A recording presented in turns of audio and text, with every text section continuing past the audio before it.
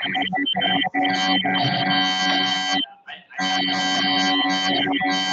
everyone. I just want to thank you for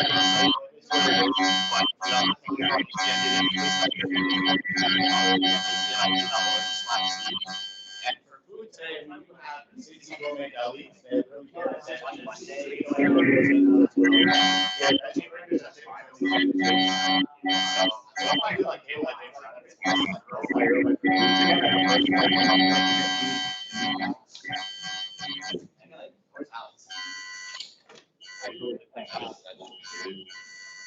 First go first, you have chicken, Philly, and veggies. This bag is veggies.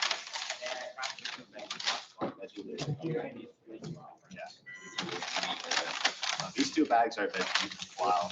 These 4 bags.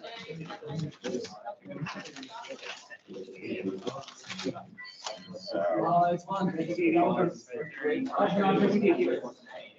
veggie.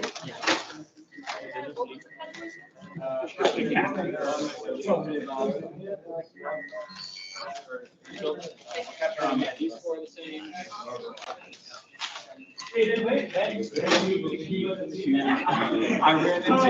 ran into him on the way. And then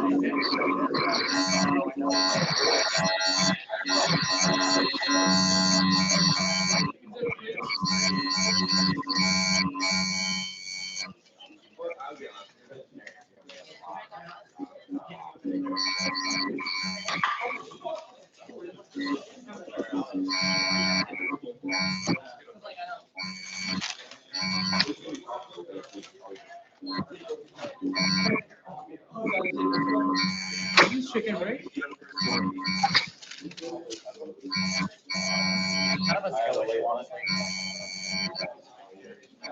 I was just gonna say you should have one evening, but no, more for me.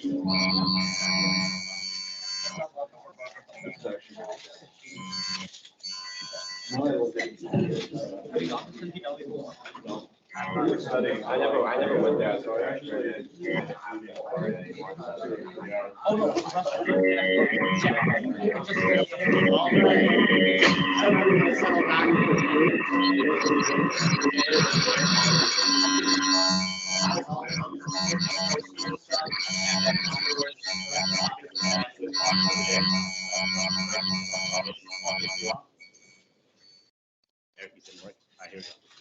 So for anyone who might this week, it was actually their first ACM meeting. It's a little bit tidbit about what we are. We are the student chapter of the Association for Computing Machinery.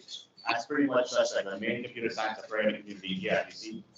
We just want to foster a group of students who are passionate around computers, computing, technology, software, programming, all the likes. And we pretty much, we take it any major as long as passion, like CS, IT, CE, those are like the big ones that we've seen in the club. Our mission is to encourage professionalism among tech enthusiasts like everyone here, and collaborative passion by facilitating learning beyond the scope of classrooms to develop innovative and inclusive ideas.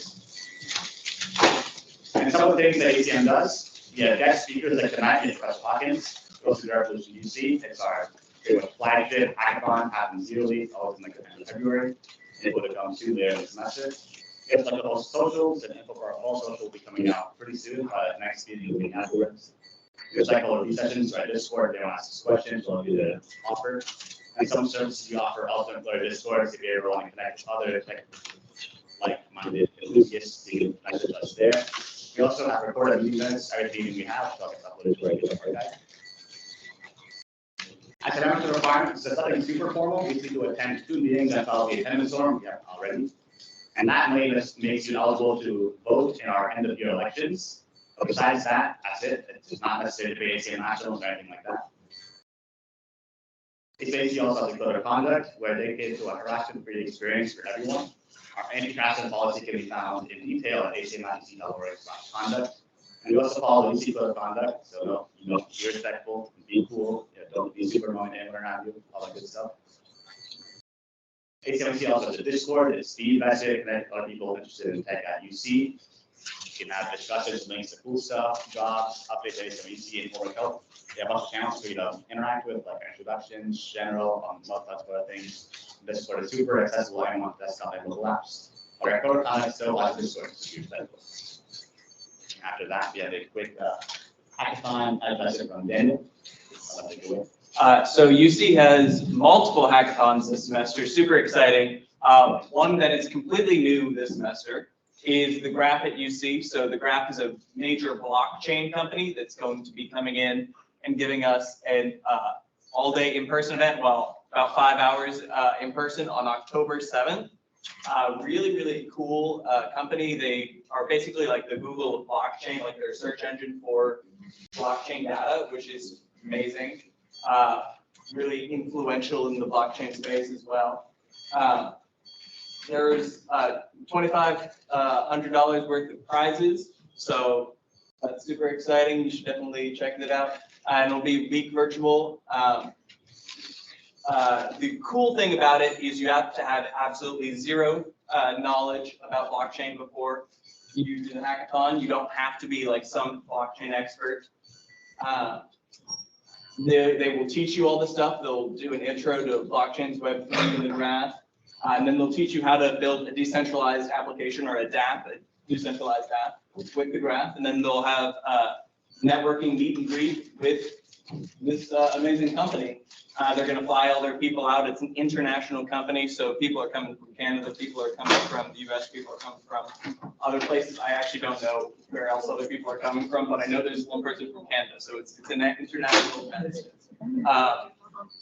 Yeah, but yes, fill out that registration like right now as we're starting to eat, because there's only a few weeks before the hackathon starts, and we want to make sure that we save you a seat. So fill that out like right now as soon as possible. But yeah, really cool event. Learn more about blockchain, learn more about crypto, learn more about Web3, and have some fun and eat some snacks. So yeah, excited.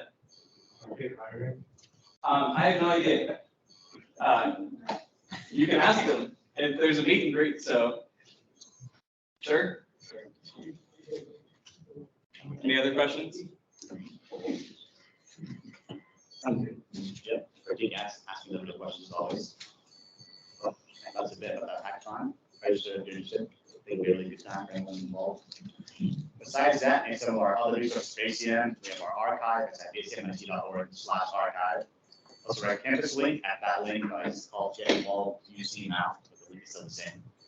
And you can also go out to serve through a link at our website or by checking in, but also on the ad serve, you have your name and email, all that good stuff.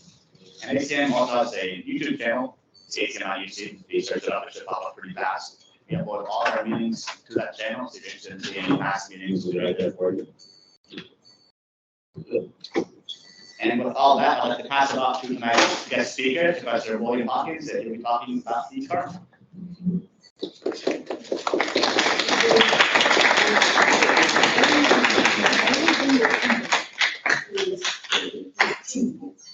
And it says on that one that it's sold out. So then I clicked on the other one, thinking that maybe we just used it and tried to dispense something from that. Turn the machines yourself. If you got our Teams link. I didn't I can think send so. it to you on Discord.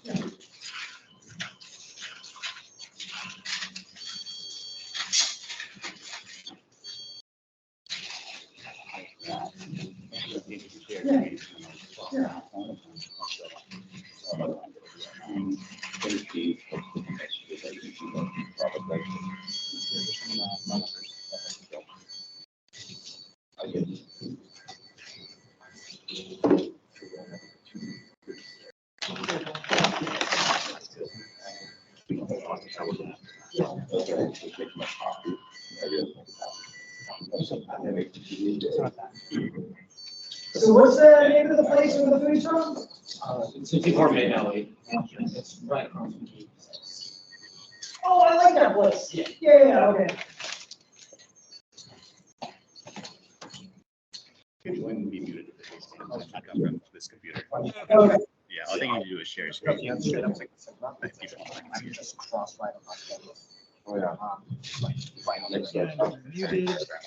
Yeah.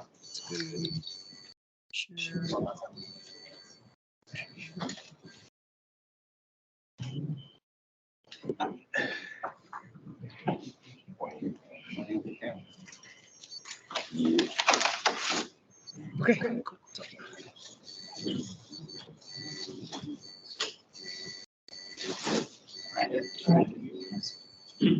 All right. So most of what we're going to do today is show and tell. So there won't be any slides. We're going to do show and tell. We're going to talk about something called eBPF. And what's really cool about eBPF is the power that it gives you to look at the Linux kernel. And you probably think to yourself, okay, that's great. Like the Linux kernel, that's all fine and good. I like to look at that, but also like only the Linux kernel, that's kind of lame, right? And it is lame. And I can only do this, I can only use this awesome technology. Believe me, it's awesome. I'll tell you all about it on Linux. But what's really cool is as of very recently, they've started taking this eBPF thing and supporting it on Windows. Now, if you'd have told me 5 years ago that Windows would have been supporting something that came from Linux, I'd have been like, no, there's no way. Like hell has officially frozen over. But it's true. And what's cooler is that how they're building the support into Windows is all being done in open source. And I'm actually one of the people contributing to the open source project that they're using to put it in Windows. Having said that, you still have to like really work hard to get it in Windows right now. You have to sort of be in developer mode and all sorts of crazy stuff, but it works. And if anything about this should make you interested in working on this project or trying it out in Windows, they actually every Monday have an open meeting for everybody who wants to use this, and the people at Microsoft who are writing and implementing it hang out at an open meeting and you triage their bugs and you do all sorts of stuff. Basically, if you want to spend your Monday morning acting like you're in a real job and listening to people fight about who is responsible for which bug on triage, it's a great way to spend an hour. Because it's great to hear people like, no, that's not my bug. No, that's your bug. It's like just being in the real world. It's so exciting. Okay, but before you run off and want to go to this meeting, you probably want to know, what is this thing good for? So who's taken like computer systems here, I think is there? Okay, so in computer systems, are you responsible for compiling the kernel? There's a class where you have to compile the kernel. Operating systems, okay. Who's taking operating systems? Okay. So maybe I'll ask one of you who's taking operating systems. Can you tell others here how much of a pain in the butt it is to try to compile the kernel from source code and get it working? It's so slow. I spent a lot of time on that assignment. Yeah, right? Spent a lot of time on that assignment. It's what? Very slow. Very slow, yeah. You can accidentally remove the one you're currently running. Exactly, yeah. You can also blow up the one you're currently running. You can destroy your VM like Yeah. 7 times. 7 times, yeah. I remember the first time I wrote anything that went into the kernel, debugging was mostly just me rebooting my computer. This was before VMs existed. It's a little bit easier now with VMs. But one of the several use cases of eBPF is that you can write little programs in something that looks like C and inject them into your running kernel and modify the way your running kernel is working. And then pull it back out again, change it, put it back in again. All in real time, all in real time. The mechanics of how it works are what I will be happy to present the next time I'm invited back, because that is almost cooler than what it can do. I think, is how they get it to work. Because what's really cool is when you run a kernel, and this is the case for Windows as well, the support for this is always in your kernel. It's just not turned on unless you use it. And what's amazing is the fact that this support is there doesn't make your kernel run any slower when it's not being used. Like, that's a feat of engineering right there. And anyone who's taken computer systems in this course, in this class, which is maybe a sophomore level class, will be able to understand how to do that. It's a neat trick, but it's not complicated. It's just a new way to look at stuff you already know. It's really cool. Okay. Now, if you're not interested in operating systems, that's okay. Who's interested in cybersecurity? Hopefully a non-overlapping set of people. Cool. eBPF is great for cybersecurity as well. And that's really the use case that we're going to talk about here today. We're not going to talk about the modified version. We're going to talk about more of the cybersecurity monitoring side of things. Final question I'll ask. Who all has used Facebook here before? So you can imagine that there's a lot of data that Facebook gets every day from the internet, right? A lot of people are going to Facebook.com, a lot of people are going to Facebook.com. One of the things that Facebook, like any other big company or any big presence on the internet, has to deal with are distributed denial of services. I'm sure that there's a denial of service going on right now at Facebook. Because it's the big internet and everybody is there. But what's really cool is Facebook uses eBPF to implement something at the very edge of their network that does load balancing and denial of service detection and mitigation.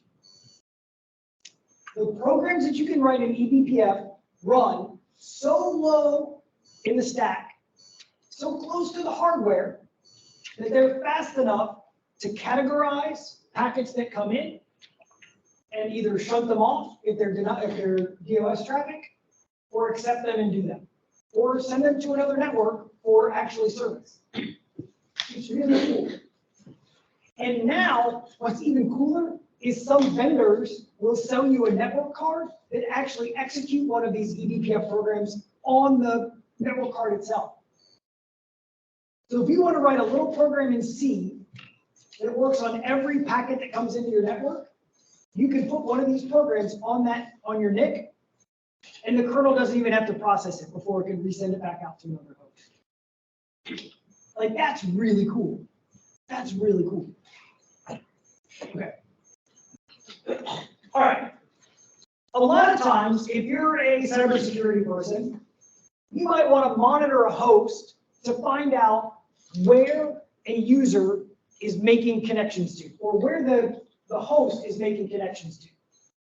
And you may not be able to control every program that the user is executing. It may be, I don't know, there's might be a bunch of users on your host. And you can't go and change every program to check each one, to add a check for each one. What's more is maybe you want to monitor on your host for something like a rootkit. Anybody tell me what a rootkit is? It's pretty much something that's wrong. By the way, this is the only time I'm going to call you tonight. Well, Yeah, you better make it move. Make it count. Make it count. Alright, it's essentially just a piece of software that runs at like the low or the operating system for privilege escalation. Exactly. So a rootkit is like a virus, but it's not like a normal virus. It's one that's like in the kernel, or maybe even in the hardware. It's one that, like, if you're using traditional monitoring software, may not be able to see, because it doesn't sort of rise to the level of the user application, kind of stays in the kernel. So what I would really like to be able to do is write some code that monitors every time my host, oh, there's somebody back there. Every time a connection is made to the internet. Maybe we've got spyware and it's sending keystrokes out.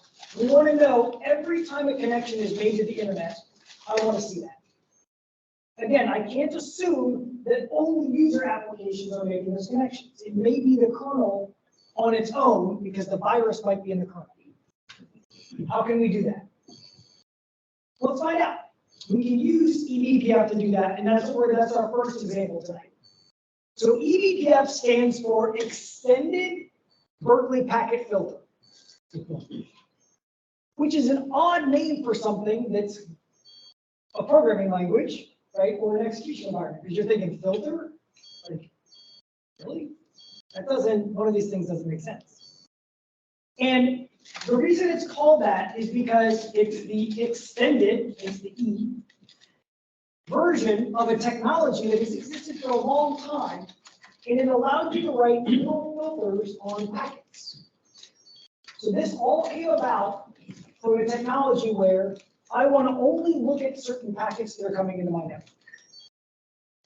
And they determined that doing this, they can extend it just a little bit further, and they can get this whole programming environment out. It's kind of like an accident that this even happened at all. And what I think is cool about computer science is accidents that end up like this are usually the coolest technology. And this is no different. Okay.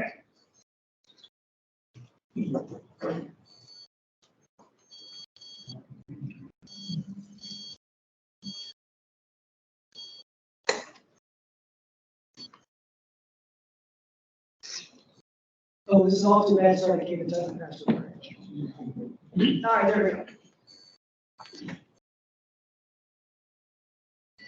I still don't know why cutting makes it so hard to.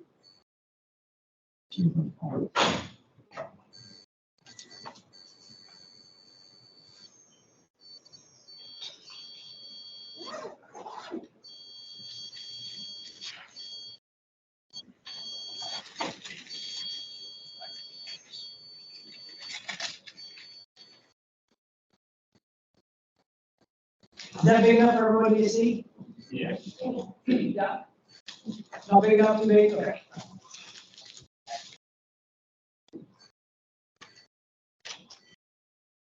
Everything that I'm going to show you tonight is already on my GitHub. So you can run it on your own code or on your own system. In fact, I even give a configure Kali script. So if you're running this on Kali Linux, you can just run that script and it will download all of the prerequisite software that you need for it. And the examples are going to be the easiest way for you to write these eBPF programs is through a combination of Python and a text editor. So they're going to use the text editor at this point. But,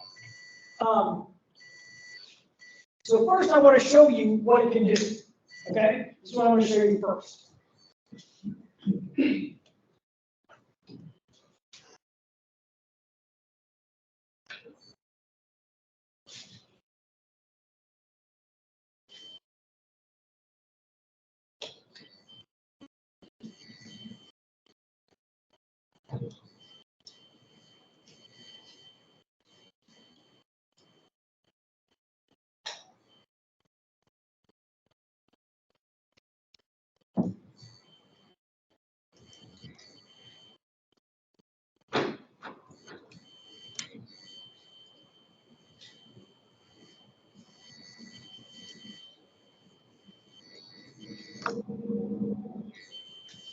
Notice anything?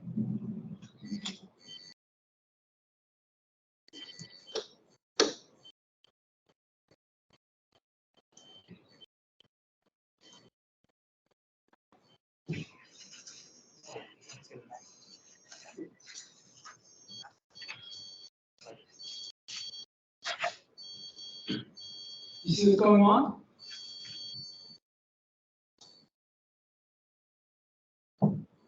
Every time I open a connection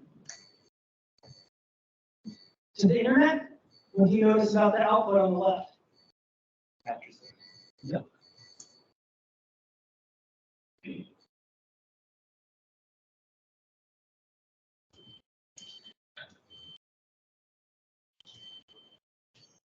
That's pretty cool.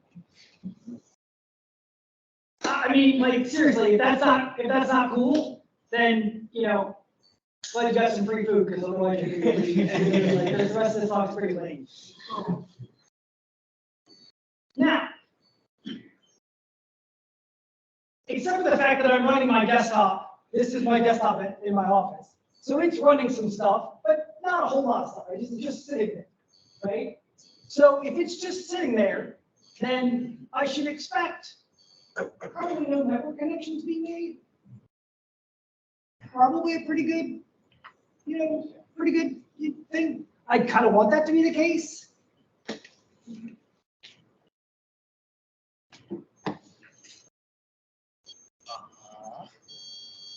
Waiting. It's not cooperating with me.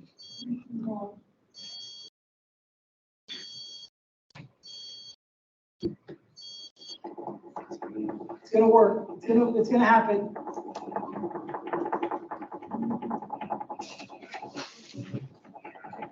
All right, well, I'll start talking about what it's going to do before it does it.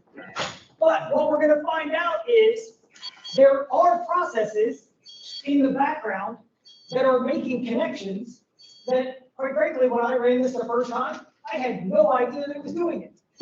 One of those, you've actually already seen it a couple times pop up here.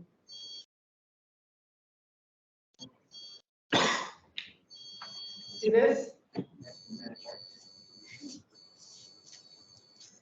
So that's my little thing in the background that's trying to detect if I'm online or not. You know that little widget you get in the corner up in the top of your thing that says you either have a network connection or you don't? That software is going out and prompting and poking at something on the internet over and over and over again, trying to decide if I'm online. Well, what's cool about this little thing that I wrote is if we actually, oh, there it goes, of course, right when I hit Control C. See that? That's the name of the program. It's trying to make a connection, and it's looking at what it's trying to connect to. So that only gives us the IP address. And if I'm a system administrator, I'm probably like, wait a second, why is Network Manager making function calls or making connections to the internet? That's pretty weird. I'd like to know what it's connecting to. Well, okay, so I know what it's connecting to, 152.19.134, 142. Who knows what that is exactly? No. Okay, so how are we going to figure that out? Well, we can start with this.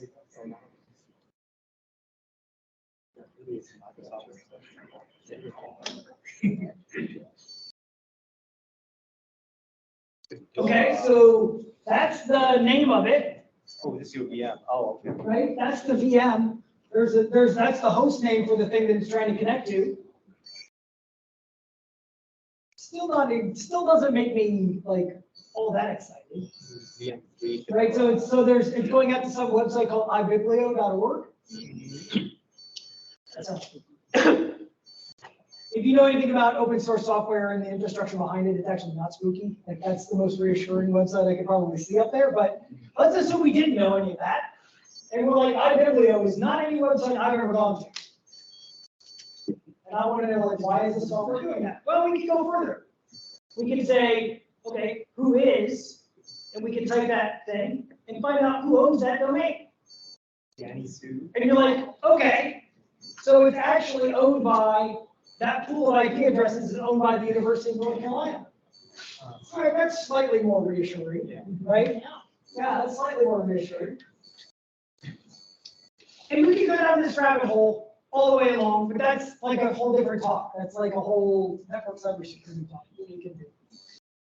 But ibiblio, by the way, is a huge infrastructure provider for open source software. So they host mirrors for Fedora distributions and all sorts of other distributions. So generally speaking, if you go to ibiblio.org. But the point is, we can use this to monitor anything that we want. Yeah. So network managers pinging this IP just to check for internet access? Yeah. Find that IP. No reason. Yeah, just because that's where they host. They know that they have to go out to some host. And so they just know that that's the thing you're going to. So let's pull it up and see what it is. I think it just gives you back like some JSON that says, you're online or something.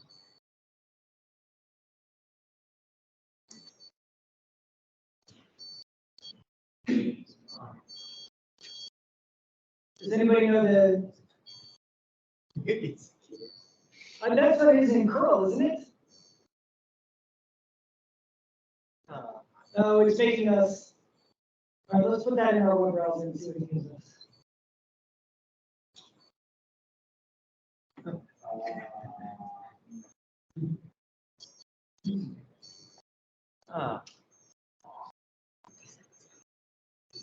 So we need more. There's probably some path that it goes down. Come see me afterwards, you can figure it out. Macs do this too, by the way. How do you think it knows to pop up that little window that says, you know, like when you're on the capture network or whatever, then you have to click accept? How do you think it knows to pop that box up? Okay. So what were we able to see? We were able to see which process was making that call to connect, the name of the process, and what it was connecting to. So one of the things that every application or everything that goes out on the internet has to do is go through a system call called the connect system call. It has to always go through the connect system call. So one of the ways that I could build this monitoring software is I could go out, I could hire you to rebuild my kernel, since you're an expert now. You could rebuild my kernel. You could find that connect system call in your source code. You could change it so that it does like a glorified printf and print that information out. You could totally do that, right? But that would require a lot of work. And then I have to have my execs in kernel and it'd be awful. What would be really cool is if I could write that printf outside the kernel, then stick it in the kernel and say, whenever connect runs, I want you to run this printf. And that's what eBPF allows us to do. So we can look up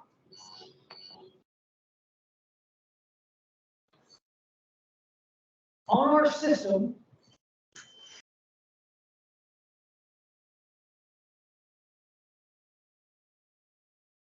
all the different system calls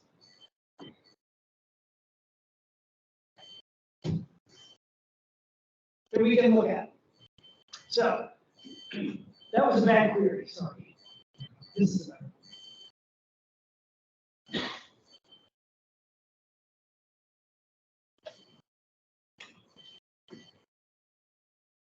Those are all system calls that we can look at. But let's just do this.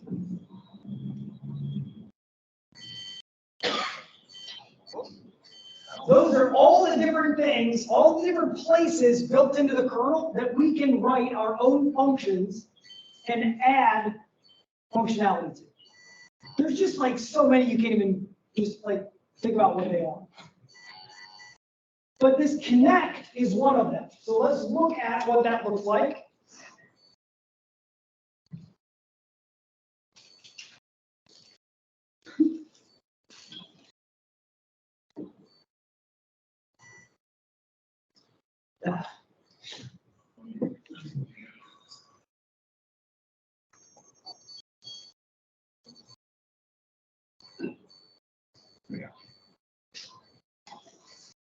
All right.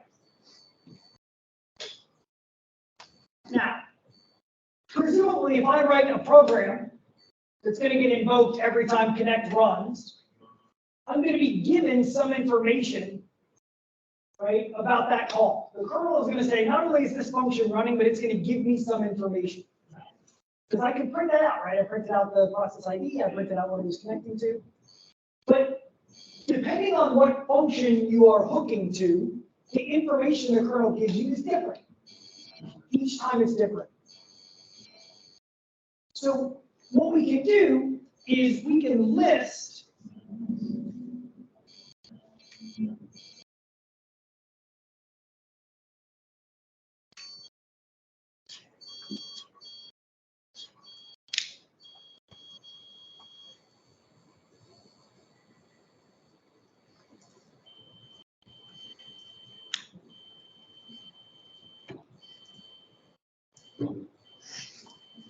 we can ask the kernel to tell us what information it gives us. So every one of these points that you can attach to with one of these little programs, you can go ask the kernel what information you're going to give me. And it tells you, like, it introspects it. So it's like in Python, when you type, and it tells you back, like, oh, this is an integer, or this is a string. This tells you exactly it. It's saying, look, when I call you, when you're hooked to this, I'm going to give you a set of parameters that you can work with. And they look like this.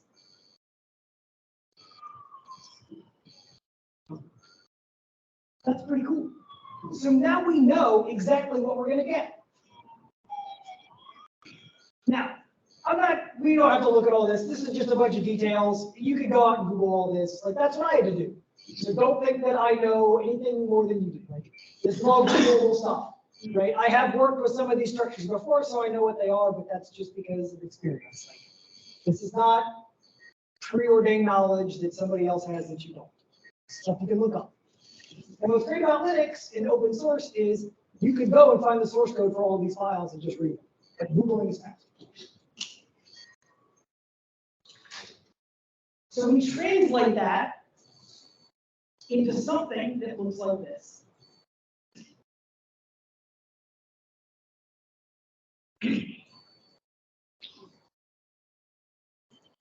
I forget how to do that.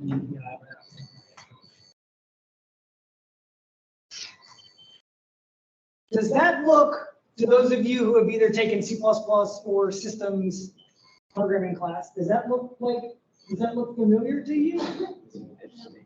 Yeah, right? There's an if statement in there. Why can you read that though? Why can you read it? What does it look like? What language does it look like? Yeah, it's C. You write eBPF programs in C. You don't need don't need to learn a new language to do it. You just write them in C. That's it. You're telling the compiler, or you're telling the kernel, when someone calls connect, execute this program. And that program starts with this function. Here's the parameters. These parameters that I have highlighted line up with what we just saw when we printed out the format of the function call. And all that right there is just stuff that you can do with Google, just to like look into the different fields of the structs to pull out the PID, the process ID, the IP address that it's connecting to, and the name of the process. The only complicated part in here, the only thing that you have to know from the manual is this kind of thing right here. And this is really weird because it's kind of fun. So that's the only reason I'm going to tell you this. Plus, we're not in class, so I can tell you fun stuff and we can all be geeks together. So this is cool because these BPF programs are kind of running in this nether world.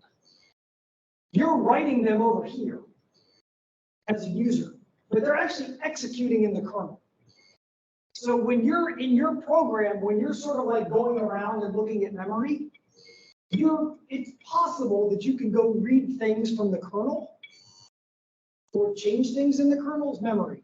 As a user application, you can't do that. And you can imagine that could end up being fairly bad. Right? You could pretty easily crash your system if you do it wrong. So they give you some helper functions. And one of those helper functions is this probe read kernel thing. And you give it a kernel address, and that goes through some sanitization process and says, okay, that's okay. They can actually read from that without screwing up the whole problem. Who sees a problem with letting me, specifically, Will, write code that's going to be privileged to run in the kernel anytime some sort of a system call is called? Who sees a problem with that? Why is that a problem? Yeah, I heard it. Yeah. You can say I'm an You idiot. could just go into any system. Right, just go into any system. Yeah. What else? What could my code do that would be bad? Abstract, like, confidentially. Oh, that's even better. I was thinking something easier than that. DDoS. Yeah, I could just write an infinite loop, right? And then this thing runs, the kernel just goes into this infinite loop and never finishes. That'd be pretty bad.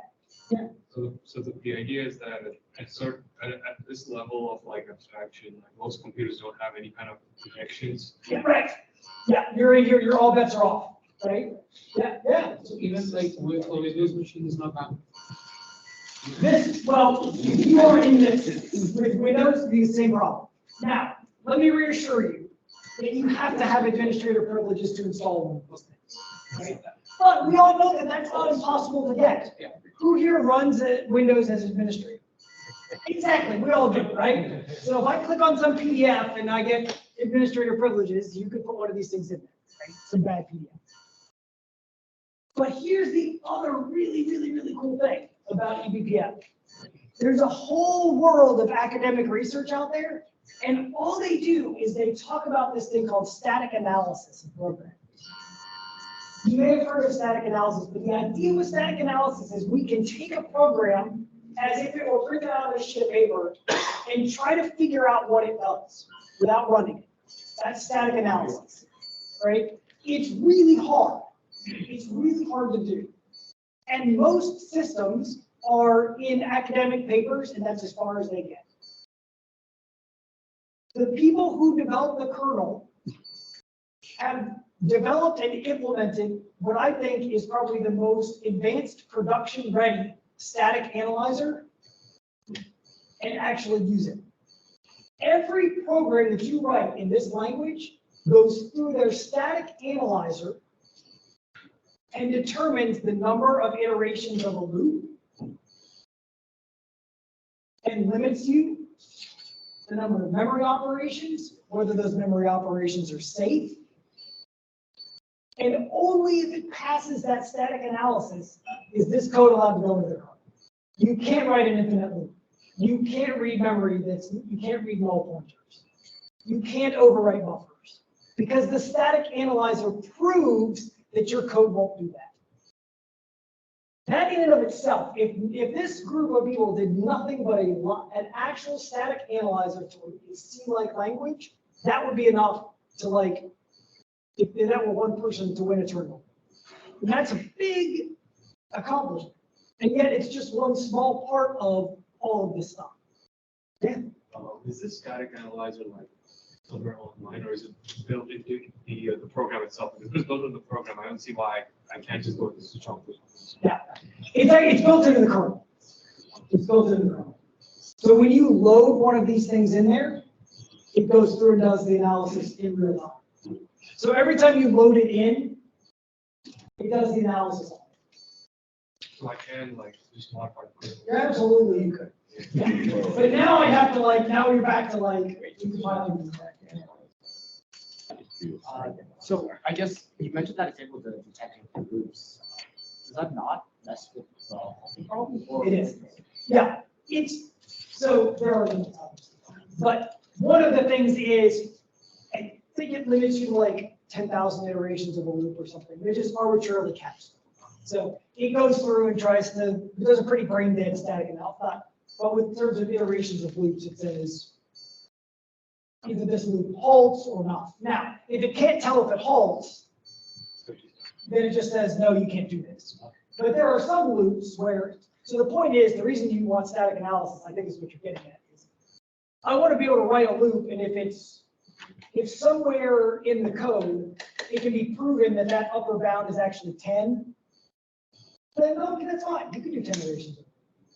But you just have to, have the analysis in there, and that data flow problem is really hard to determine. So eventually it just gives up. But I think it's really cool. So who's heard of Clang or LLVM or any of that? Yeah. So that's just a compiler. By the way, I can only see the top of Nathan's head. So that's just a compiler. And out the back end, when you compile a C program or a C++ program, what do you get out the back end of it? What kind of a thing? The executable file. And what does that contain? Binary.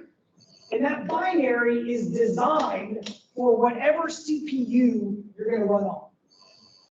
Well, in this, there's a made-up virtual CPU that executes a eBPF architecture.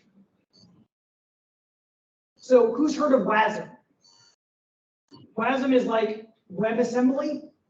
Yeah. It's just how you can make JavaScript faster. But in WASM, there's a set of instructions that make it look like just a little CPU that runs JavaScript. That's kind of strange. And Clang and LLVM can emit that kind of code just as easily as it can emit code for your ARM processor or your x86 processor or your H100. What's it? H1000. What's the NVIDIA one? The 1000? It's 100. 100? Yeah. I don't know. Whenever they're making money, they're minting money. So just yeah. Those guys could go set money on fire. Okay. Well, there's an eBPF like that too. So we just passed this off to Clang. And Clang out the other end will give us this code that only runs on this virtual CPU for eBPF. And that's what gets loaded in the kernel. The C code doesn't get loaded in the kernel. It goes to the Clang first. Raise your hand if you think that sounds really complicated and hard to do. Yeah, it is. It's a pain in the butt because I've had to do it. But they give you these really great Python bindings. Do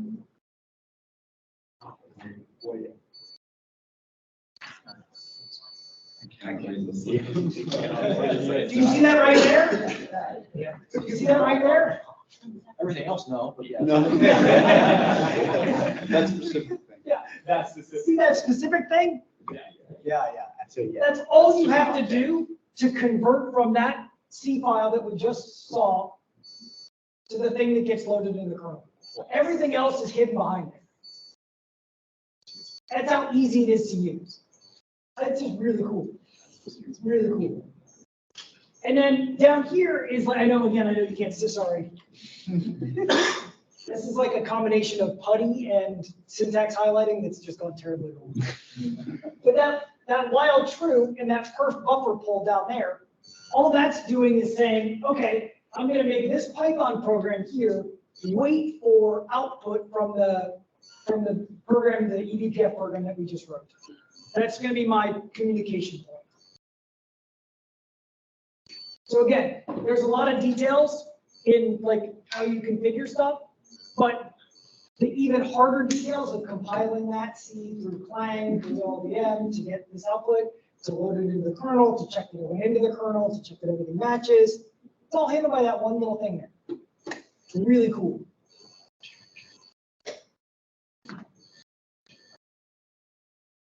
So now we're going to look at another example, but questions? We don't have to look at another example if you don't want to. We can keep talking about this one. But I've got another one that I think is pretty cool. I'm just kind of curious. Yeah. What's the difference between eBPF and like some of the kernel modules that you might write? Absolutely nothing. How hard is it to write a kernel module? Yeah. Okay. So it's just an abstraction. Gotcha. This, and what else is cool about this is not only, so all I'm showing here is how you would use it to monitor. I can use it for other things too. If I hooked, there's a point in the kernel which is the first time the kernel brings a packet. I keep using network stuff because I think it's really cool. Right? So the first time it brings a packet up from the network card to start processing it. You can hook to that. And you can say, nope, not interested. And just throw the packet away. So the kernel will never see it. The connection at the other end trying to send you data will think the connection was blocked, because it was. And then you won't be able to connect. I could do it the other way too. I could be the last stop in the network before I go out to the card. And I could say, oh, you wanted to go to, this is no joke. Oh, you wanted to go to Slashdot and waste time? Nope, not gonna do it. Oh, you wanted to go to Reddit and ruin your concentration? Not gonna do it. Or maybe you know, maybe in real time, you're going out on the internet and probing a list of all the websites, all the like endpoints that are typically known to host malware. And if I see a packet destined for that, That's pretty cool. systems actually do that. So hypothetically, could you hook like even something as advanced as like a deep neural net into that layer to like say power detection? Yeah, it's actually pretty cool too, because there's two-way communication here that you can do with a user space program. So even though your eBPF program can be has to be pretty limited, you can always say, okay, I'm going to implement this application as two pieces. One is the piece that just detects the packets that are going out and takes those packets and then sends them to another component. Because I have to do this pretty fast because there are packets going out all the time. But I can batch up a bunch of calculations here or send them off to other pieces. So I would send the packet from here up to another program, and that program would do a bunch of churning on it, and then maybe send a log out or an alert out or something if it matched the packet.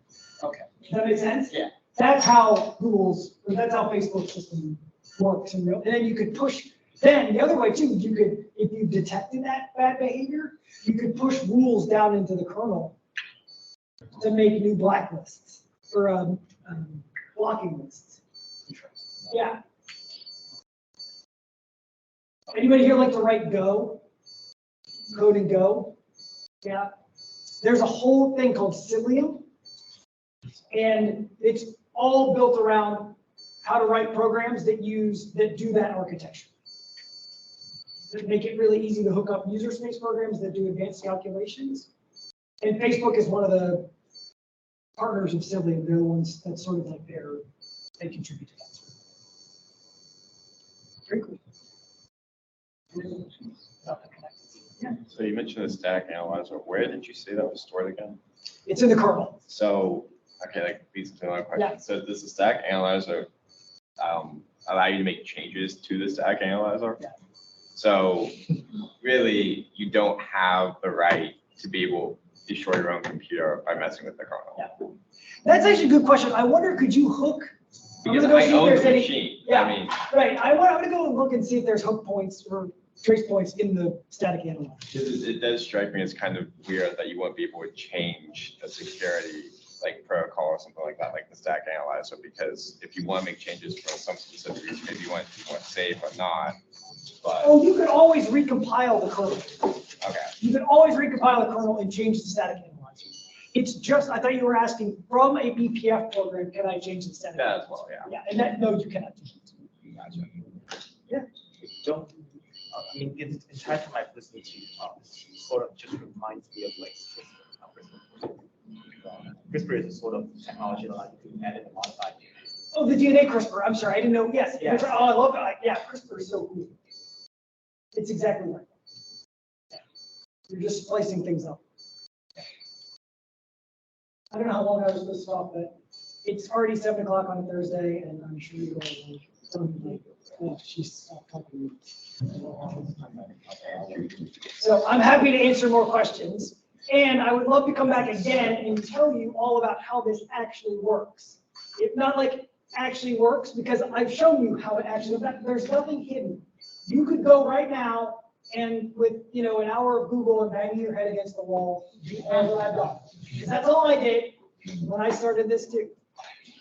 But knowing it's there. But what I want, yeah, but next time I can show you how it actually works, A, and B, how you can do this same process to programs that you write that are outside the kernel. So let's say you're running, like you've written your own web server, and you want to do this same kind of thing where you can temporarily hook different functions. We can talk about that too. And I can show you how I did it with Go, where it wasn't designed to do it, which is pretty cool, if I say so myself. There's actually code in the Go thing that I wrote that says, it's a print statement that says, there's no way this will actually work. No way. Because I didn't actually think it was going to print that, and it printed out, and I actually had to call my dad. I was like, I don't mean something to you, but there's no way that this should work, and it worked. So Okay, otherwise, have a great weekend and enjoy the football game. I think.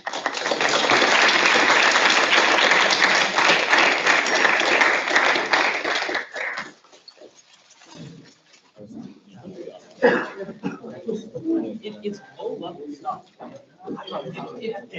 it's hard to understand when you're a freshman. You don't have much. Now I have to,